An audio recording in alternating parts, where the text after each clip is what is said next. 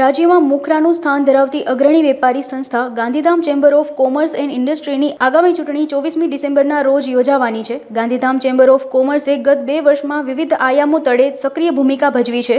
ત્યારે હવે ચૂંટણીનો માહોલ આવતા શહેરમાં મુખ્ય ગણાતી બે લોબી આમને સામને હોવાનો વર્તાવો આવી રહ્યો છે. હાલ વર્તમાન બોડીએ કરેલા કાર્યોની નોંધ દરેક સ્તરે લેવાઈ રહી છે. નમસ્કાર દર્શક મિત્રો, હું ભારતી માખીચાણી અબ તક ચેનલમાં આપ સૌનું સ્વાગત છે. તો દર્શક મિત્રો, જેમ કે આપણે સૌ જાણીએ છીએ કે રાજ્યમાં મોખરાનું સ્થાન ધરાવતી અગ્રણી વેપારી સંસ્થા ગાંધીધામ ચેમ્બર ઓફ કોમર્સની ચૂંટણી આગામી તારીખ 24 ડિસેમ્બરના રોજ યોજાવાની છે અને આપણી સમક્ષ હાજર છે ચેમ્બરના પ્રમુખ તેજાભાઈ કાંગર. તો અબ તકની ટીમ આવી છે પ્રમુખશ્રીની પ્રતિક્રિયા જાણવા. તો આપ શું કહેશો?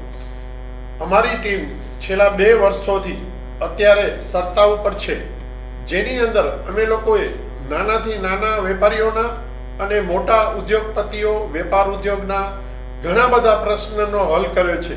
એમાં ખાસ કરીને કે ભાઈ ભારતનગર પોલીસ સ્ટેશન, કંડલા પોર્ટના એક ઇસ્યુ, કંડલા પોર્ટના દરેક સ્ટેજે અને દરેક સત્રે, જેમ હમણાં હાલમાં જ પેનલ્ટીનો ચાર્જ રિડ્યુસ કરવામાં આવ્યો, નોર્મ્સ હતા કે ભાઈ જે નોર્મ્સને રિડ્યુસ કરવામાં આવ્યા, જે અમારી માંગણી હતી અને અમારા દરેક સત્રે અમે રજૂઆત કરતા રહી છીએ. ગુજરાત ગવર્મેન્ટ અને સેન્ટ્રલ ગવર્મેન્ટ, જેની અંદર અમારી સફળતા અમને રેગ્યુલર મળતી રહી છે અને ઘણા પ્રશ્ન બાકી છે, જે અમે આગળ બી એ પ્રશ્ન જલ્દીમાં જલ્દી હલ થઈ જશે.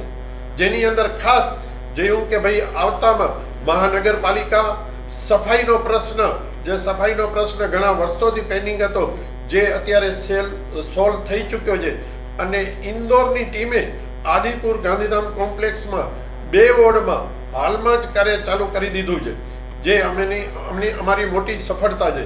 અને અમે એવું ઈચ્છીએ છીએ કે ભાઈ અમારું આ કામ જોતા અને આગળ ભવિષ્યનું વિઝન જોતા અમારી ચંપાલાલજીની જે પેનલ છે, જે જૂની પેનલ છે, અત્યારે સત્તા ઉપર બી છીએ, અમારી પેનલને 25